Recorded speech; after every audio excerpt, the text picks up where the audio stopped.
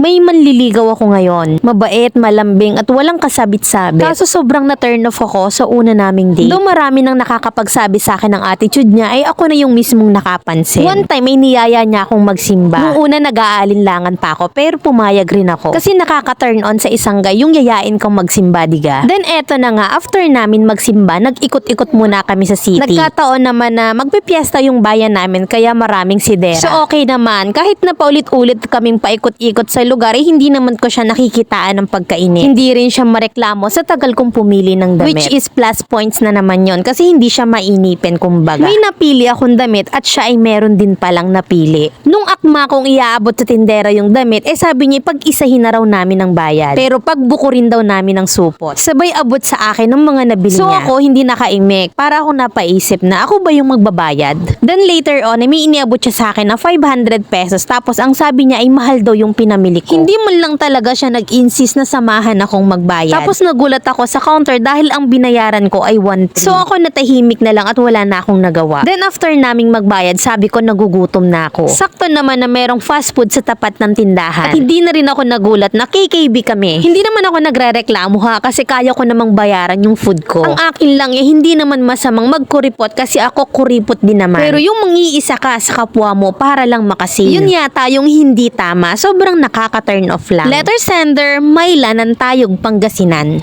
Dapat siningil mo siya kasi mas mahal yung binili niya. Sarcastic lang. Total nakaka-turn off siya. Ang lalaking mahal ka ng totoo, gagastos talaga yan. Hindi man galante pero hindi ka iisahan. Kasi kung nanliligaw ang isang guy, dapat umi-effort sa paggastos. At isa pa, siya naman yung nagyaya para lumabas kayo. Grabe siya ha. Ultimong pagkain KKB tapos nung bayaran ng damit ikaw yung nagbayad ng putal. Tingin ko hindi kanyan mahal. Sorry ha, pero parang ganun kasi ang dating ng kwento mo. Alam mo kasi may tamang lugar at oras sa pagiging kuripot. Nagiging negative attitude ito, depende sa papaano mo ito i-apply sa sarili mo. Sa pagdidate kasi at para makasave ng budget ay maraming paraan. Pero kung ikaw ang magbabayad ng kanya, nagulangan ka, later on magiging sugar mommy ka niyan. Yun yung nababibes ko sa kanya. At eto naman yung real talk advice ng mamilen mo. Ang lupit naman nun, hindi yata kuripot ang tawag dun magulang. Na pati nililigawan ay ginulangan. Well, nasa sa'yo naman yan. Kung gusto mo siya at mahal mo siya, tanggapin mo. Pero pag yan itinanggap mo at ganun ang pag-uugali niya, well, baka mamroblema ka lang. Ang tunay na kuripot kasi sa date, yung tipong aayain kang kumain sa turo-turo or sa fishball instead na mag-Jollibee kayo. O kaya sa bahay na lang kayo, magluluto na lang ng hotdog at manood na lang ng mga downloaded movies, ganun. Hindi yung kukuha ng damit tapos ikaw yung magbabayad, hindi ka man lang sinabihan. Sa susunod na lalabas kayo, magbaon ka ng pagkain mo sa plastic labo mo ilagay. Bumawi ka sa pagta-turn off niya sa'yo. Dala ka ng ice water, yung tig po 4 pesos. Tapos inggitin mo habang kumakain ka. Siguro naman parehas na kayong turn off at doon ay amanos na kayo.